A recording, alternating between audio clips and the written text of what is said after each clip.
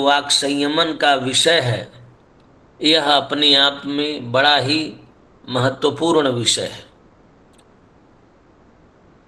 इन्होंने लिखा है कि वाक संयमन रखना चाहिए यहाँ, क्योंकि प्रथम इष्टि ही इस शतपथ ब्राह्मण की सत्य व्रत बोलने का है, और उसी सत्य व्रत बोलने का व्रत उपायन करते हैं, व्रत ग्रहण करते हैं। तो व्रत जो है, ये तीन तरह के व्रत होते हैं: कायिक, वाचिक और मानसिक व्रत।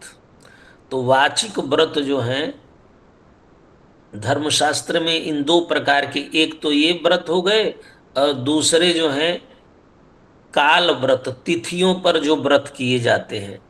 व्रीय वर्णे धातु से व्रत शब्द का माने जो वर्ण किया जाता है, तो सत्य बोलने का हम वर्ण करते हैं, ये व्रतोपायन हुआ। और अंतिम हो गया व्रत विसर्जन, जो अंतिम इष्टि है दर्श पूर्णमास की, उसको हम कहते हैं व्रत विसर्जन। यहाँ पर उन्होंने कहा कि बीच में नहीं बोलना चाहिए। वाचम यच्छति अथ वाचम यच्छति, यहाँ उन्होंने बताया कि इसके पहले दो रिचुअल हुए थे, परिस्तरण और पात्रा साधन। इसके बाद यह अध्वर्यु के लिए विशेष रूप से विधान किया गया। अध्वर्यु का ये विधान, अध्वर्यु के लिए विधान किया गया कि परिस्तरण और पात्रा साधन के पश्चात अध्वर्यु वाक संयमन करेगा। और वाक संयमन इसलिए करना है कि क्षोभ रहित तो होकर के यज्ञ कार्य का संपादन यानी विस्तार करना है। अक्षुब्धो यज्ञम तनवा या तनवई दोनों शब्द प्राप्त होता है। अविक्षुब्ध होकर के यज्ञ का विस्तार करना है, इसलिए बोलना नहीं है, वाक संयमन करना है। और इसी पर जैसे रामचंद्र जी ने बताया, वाक यज्ञ है, वाक भी यज्ञ है, इसीलिए यज्ञ कार्य को क्षोभ रहित तो होकर के यज्ञ कार्य करना चाहिए। इसका क्षोभ रहित तो होकर के यज्ञ कार्य करना ही वाक संयमन का प्रयोजन है, बोलना नहीं। तो क्या नहीं बोलना है? तो उन्होंने कहा कि मानुषी वाक नहीं बोलनी, कोई बातचीत नहीं करनी। यदि मंत्र बीच में बोलना पड़े तो बोलिए, लेकिन आप मानुषी वाणी में बातचीत मत करिए। कर्मणे वामिति सुरुप्याग्नि होत्र होत्र ओ हवण्यादाय हवणिं आदाय वाचम यच्छति, ये कात्यायन स्रोत सूत्र का वाक्य है। इसके अनुसार पात्र ग्रहण के अनंतर अध्वर्यु मौन धारण करता है। इसके पश्चात अगला जो कर्म है हविष्कृताह्वान, इस कर्म के पर्यंत वह मंत्र वाक के अतिरिक्त, मंत्र बोलने के अतिरिक्त और कुछ नहीं बोलता है। जिस कर्म में अध्वर्यु को मंत्र बोलना पड़ेगा, उसी समय वह अपना वाक विसर्जित करेगा। केवल मंत्र बोलने के लिए अध्वर्यु बोलेगा, बीच में नहीं बोलेगा, शेष समय वह मौन रहेगा। यदि भूल बस उसने बोल दिया तो उसको प्रायश्चित करना पड़ेगा, इसका भी विधान ये सब रामचंद्र जी ने बताया है। स यदिदम पुरा मानुषिम वाचम व्याहरेत ततो वैष्णवीम ऋचम वा यजुर्वा जपेत। इससे मानुषी वाक मात्र से संयमन होना सिद्ध होता है। वैदिक वाक बोल सकता है, मंत्र बोल सकता है, लेकिन मानुषी वाक से उसको संयमन करना चाहिए। तो उन्होंने पूछा, मानुषी वाक से संयमन क्यों करना चाहिए? क्या कारण है कि मानुषी वाक से संयमन करना चाहिए? इसकी क्या उपपत्ति है, इसका इसके पीछे क्या तर्क है? तब उन्होंने कहा कि तर्क ये है कि वाणी यज्ञ है, वाक वही यज्ञ, वाणी यज्ञ है। ऐसी अवस्था में वाक का प्रयोग करना, यज्ञ की अवस्था में वाक का प्रयोग करना यज्ञ को क्षुब्ध करना है। और यदि यज्ञ क्षुब्ध होगा तो उससे विकृत फल उत्पन्न होगा। इसलिए वाक संयमन आवश्यक। बीच में कुछ नहीं बोलना चाहिए, नहीं तो यज्ञ क्षुब्ध होगा, क्योंकि वाणी ही यज्ञ है। अब ये प्रश्न हुआ कि एक जगह कहा गया कि विराट वै यज्ञ, एक जगह कहा विष्णुर वै यज्ञ, एक जगह कहा वाक वै यज्ञ। तो ये अलग अलग है कि एक ही है? तो ये भी कहा ये अलग अलग नहीं है, ये एक ही यज्ञ को बताने के लिए इसमें कोई विरोध नहीं है। केवल स्थान और अधिकार भेद के कारण, यहाँ स्थान भेद के कारण अलग अलग, कहीं कभी उसको कहा गया कि विराट वही यज्ञ, कहीं कहा गया विष्णु वही यज्ञ, कहीं वाक वही यज्ञ। कहा कैसे?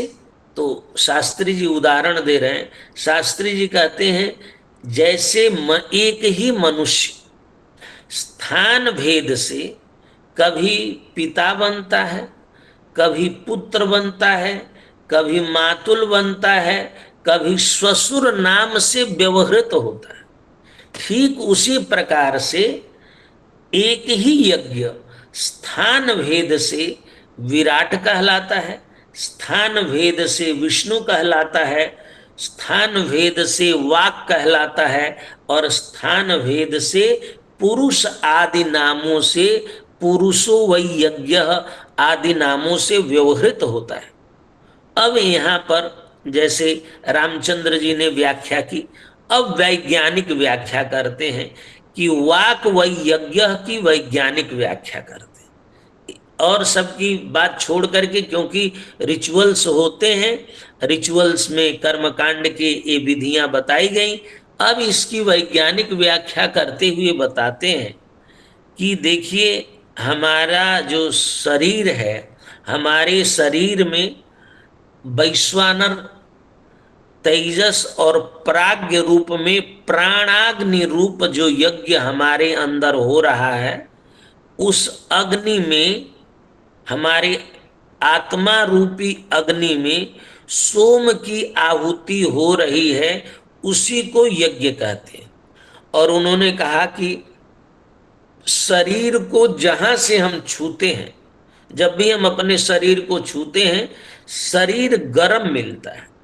यही अनुभूत अग्नि वैश्वानर है, हमारे में रहने वाली अनुभूत अग्नि वैश्वानर है। और इस अग्नि की सत्ता अन्नाहुति पर निर्भर है। ये जो वैश्वानर अग्नि, जो अनुभूत वैश्वानर अग्नि है, ये तभी रहेगी जब हम अन्न का ग्रहण करेंगे। अन्नाहुति पर यह निर्भर है। और अन्न को सोम कहते हैं।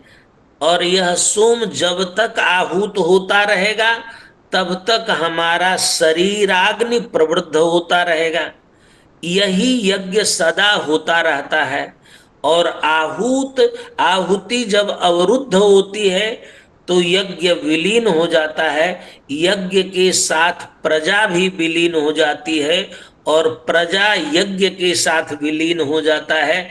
जब तक यज्ञ है तभी तक वाक शक्ति है, क्योंकि हम जो बोलते हैं वह भी प्राणाग्नि से ही बोलते हैं। शरीर का अग्नि ही वायु के आघात से वर्णों का उच्चारण करता है।